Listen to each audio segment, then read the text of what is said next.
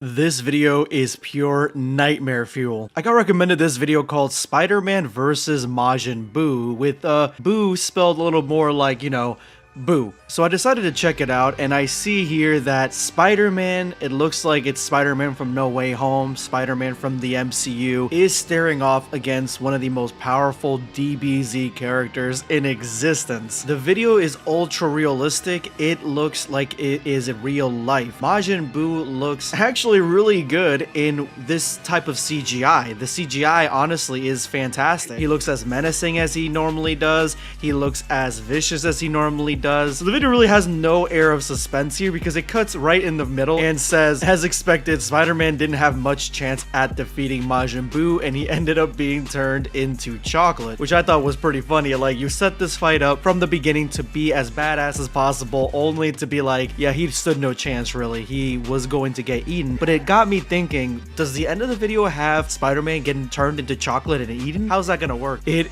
works hilariously well. Spider-Man literally gets turned into a bar of chocolate and gobbled up by Majin Buu. So I had to see more of this and found that the creator Oscar 3D 1996 has a huge following on Instagram, and he makes realistic Dragon Ball characters, or real life Dragon Ball.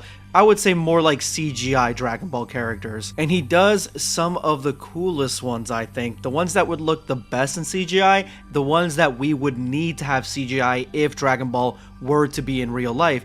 Birder looks great. This is exactly like what I would imagine him to look like in real life. Just a disgusting alien. Captain Ginyu, also really cool. He actually looks far more cooler in Dragon Ball real life than he does in the anime. But King Cold steals the spotlight, and this is a spotlight where Frieza even himself is in the showcase. No, King Cold is just so regal here, so menacing, foreboding. I love it. And he even has a Piccolo, but get this, not just normal Piccolo. We get to see the world's first ever look at orange live action Piccolo.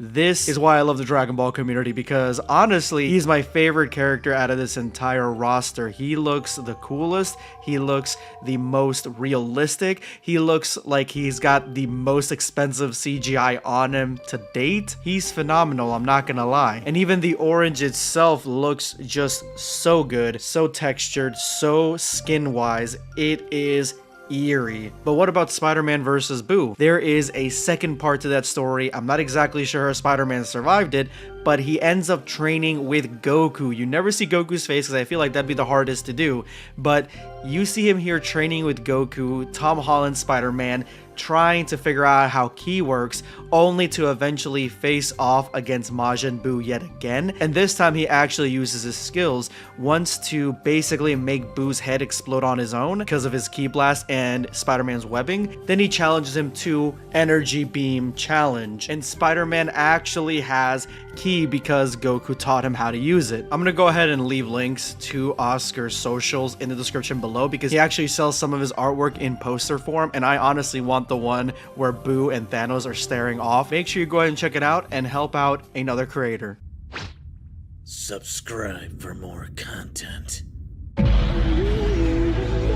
perish.